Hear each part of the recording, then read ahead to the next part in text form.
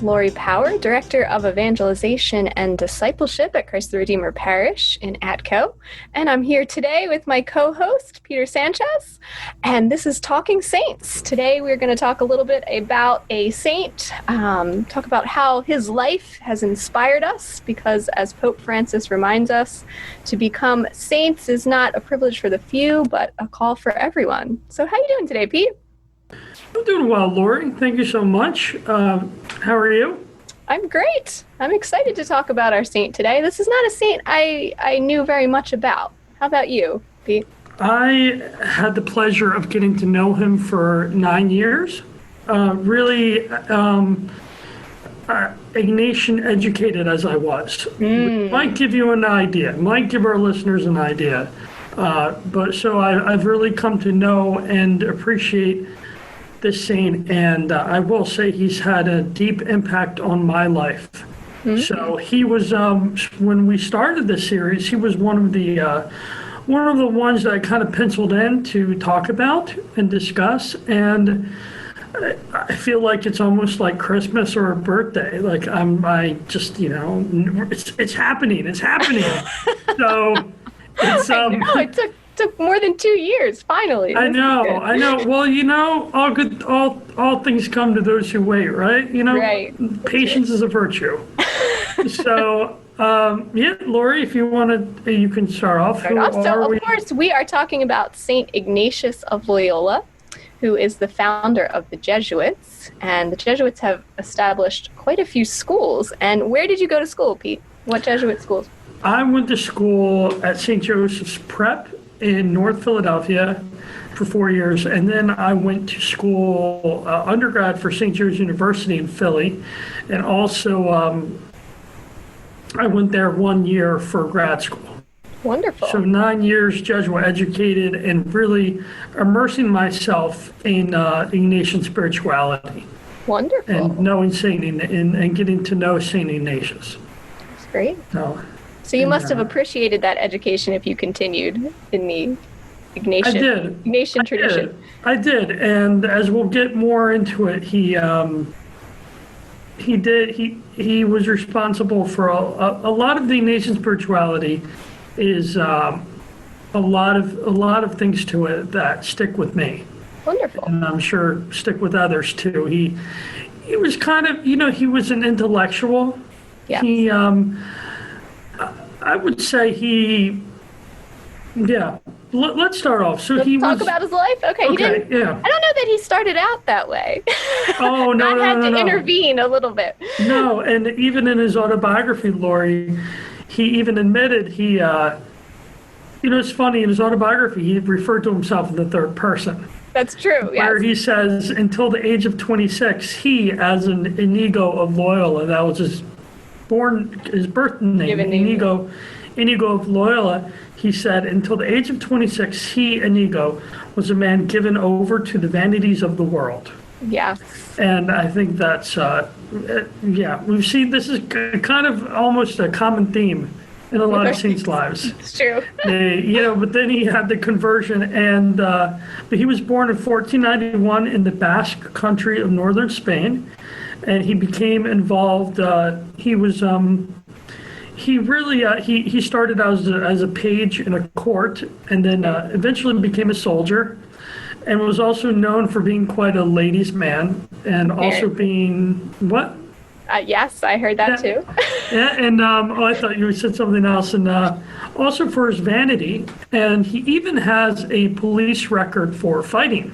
Had a bit of a temper, it seems. Yes, but then 1521. You want to take it from there? Something big happened. So he was a soldier. He was fighting in Pamplona, fighting the French. And during that battle, they were quite outnumbered, but he encouraged Spain to continue fighting. And during that battle, a cannonball shattered his leg. So that was a pretty pivotal moment in his life, because he obviously was taken off the battlefield, and his leg was severely injured. So they weren't even sure about his recovery, but he was able to survive that, and his time of recuperation was very lengthy, which was very providential, because where he was recuperating, I believe it was his cousin's home, he wanted to read books about battles and stories of the knights, but they weren't available. The only two books that were available were A Life of Christ and Stories of the Lives of the Saints. So he started reading those and started daydreaming a little bit about, because the saints seemed to be to him heroic as well. So he would daydream about the lives of the saints and serving God, and that would leave him with, feeling at peace and feeling happy. And then he would spend time daydreaming about being a hero in battle and just gaining fame for himself. And that would leave him feeling kind of dry and restless after he was daydreaming about those things. And we can see at that point, that was the beginning of what would later become some of the discernment of spirits we see in his spirituality later on. Mm-hmm. So that was definitely a turning point. And he decided that he wanted to really pursue something that was more meaningful. He didn't want to just be a hero for himself. He wanted to follow Christ and do great things for God. So he decided he didn't do things halfway, from what I could tell, Pete. No, he was very intense. One of the things I might add, during his recuperation, his leg was actually set.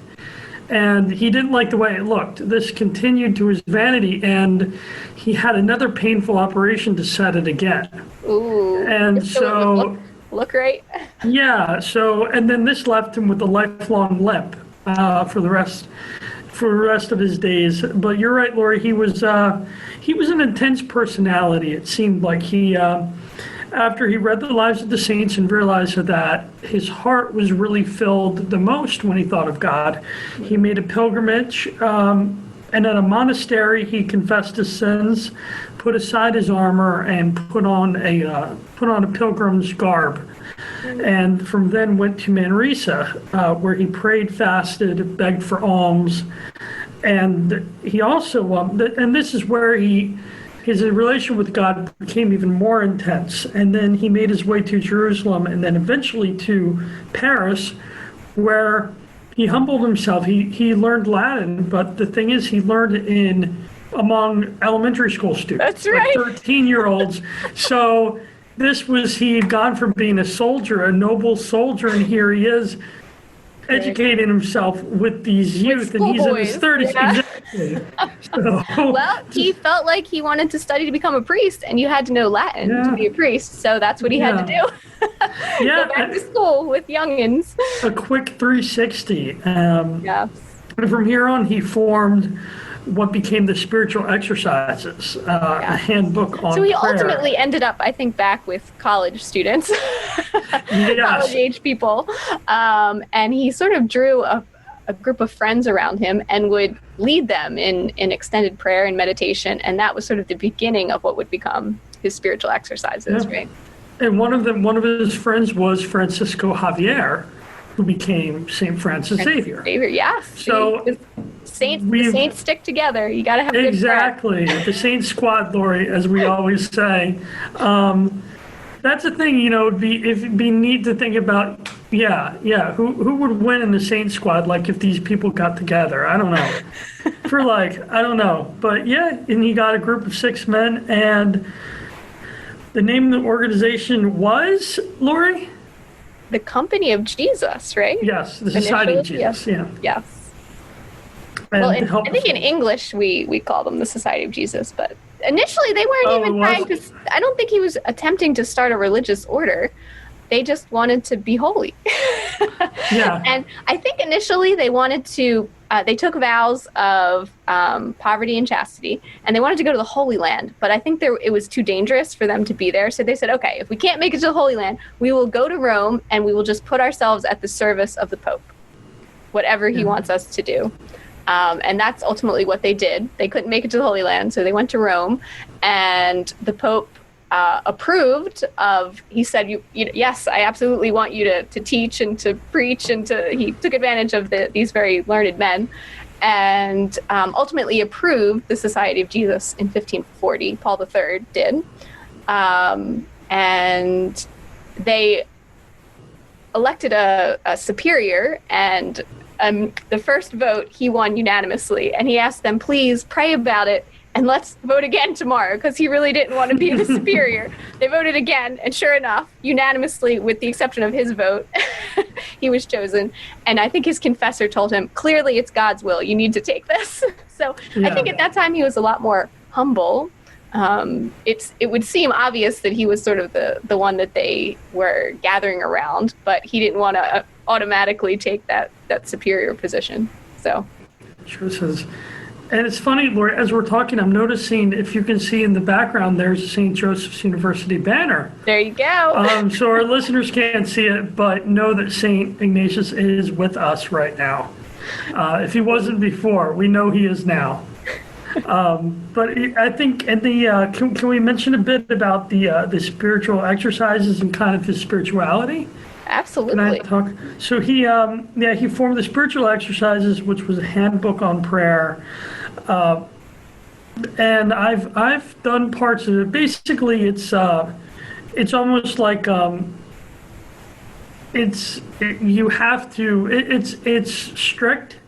It's almost a tough read. Mm-hmm. You have to, the mark of a Jesuit, this is what St. Ignatius said, the mark of a Jesuit is always ready to do God's will, to do great things ad majorem Dei gloriam, for the greater glory of God. That became their motto, right? Yes, and also he talked about the magis tradition, magis meaning the more, so doing the most for the Lord. And he, and a few other things, they focused on contemplative prayer. For instance, say like, I don't know if, and also using your imagination to get into scripture. I think we've done this, Laurie. I think you're familiar with it, where you read a gospel passage and you put yourself into the story. Say you're at the nativity and you say, okay, I'm just witnessing it. What do you see? What do you feel? What do you hear? And it takes a work of the imagination, but it does, at least for me, Laurie, I felt, that's drawn me closer to the Lord in those instances. And another big tenet of Ignatian spirituality is finding God in all things. Yes. And he would weep during Mass, and he really finding God in nature, finding God among friends, family, strangers, and he just again this drawing closer to an encounter with the Lord. And Laurie, I think part of that spirituality is pretty attractive, maybe to people who have maybe walked away from the church or don't really like organized religion. They might see in him, okay, he's teaching we can find God everywhere, and that might be a way back in. Okay, so look where you are. God is active and present in your life, in creation, in your experiences, wherever you are, and that can really draw people back to him. Yeah, you don't have to be in a specific place to see the Lord. He's right where we are, and I love that, Laurie. Thank you for the and the examen. Can we talk about the examen?